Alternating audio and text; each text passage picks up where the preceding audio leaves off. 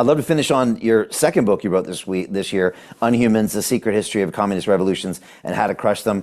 Obviously, we don't have that much time, but what can you tell us about this book and how it really applies to this alternate regime that we might get if we're not careful in the next 56 days? Well, basically, our thesis is this, that we are living under an irregular communist revolution right now. And we go through different revolutions in the past.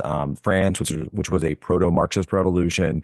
We go through Spain. We go through China, of course, the Bolshevik Revolution in Russia. And we talk about the various tactics, techniques, and procedures that were used in those revolutions. And yet people will come and say, well, wait a minute, I don't see a civil war happening outside. This isn't like China. This isn't like the Bolshevik Revolution. This isn't like the Spanish Civil War. And our thesis is that, and you kind of mentioned something earlier, that warfare itself has changed from a century ago to what it is now.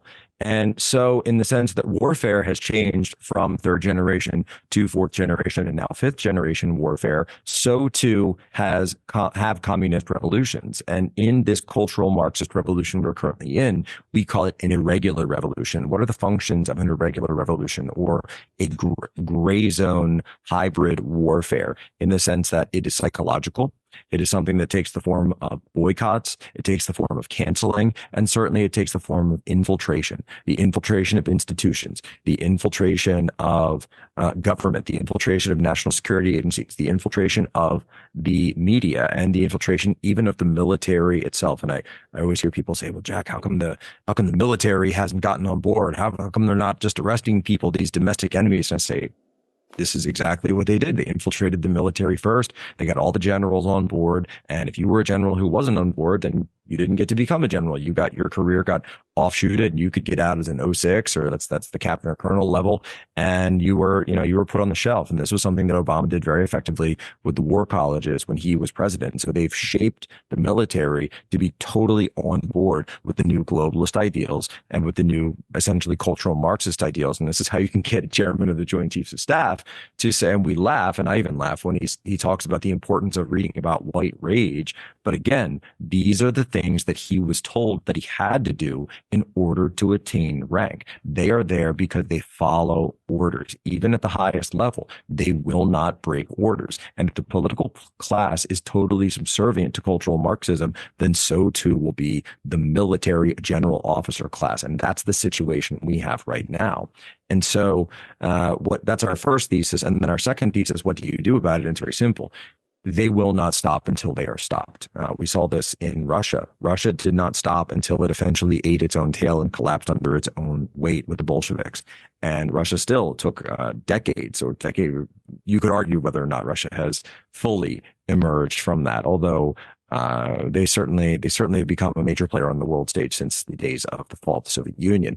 Then you also have situations like Spain, and we go through the Spanish Civil War, which was a failed communist takeover, where people did fight back and people did use very severe tactics, but people were put in a situation in order to save their country. They were able to do so. We even talk about the French Revolution again, where it got to the point where, and something that we notice that's interesting through all of them is they seem to directly target Christianity, they directly target church, they target God, they target anything that is the status quo of your civilization will be stripped, will be targeted, to the point where you see the execution in Spain and France 200 years apart, but the same tactics, the execution of nuns, the execution of priests, all the way up to, and we actually talk about January 6th in the book as well. And we say, well, look at this. They've imprisoned patriots. They've rounded up people who were supporters of Donald Trump, supporters of their country. They're going after religious women, praying grandmas, and locking them up. And we just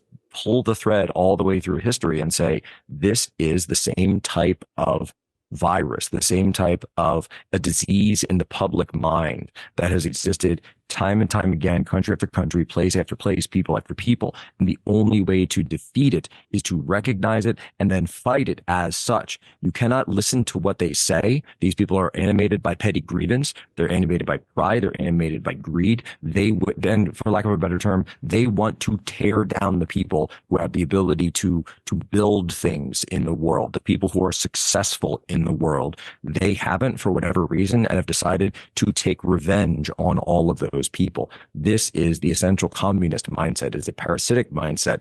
And all of the talk about equality and social justice and equal rights. It's all just window dressing. That's all window dressing. What they really want is to tear you down and take your stuff away from you.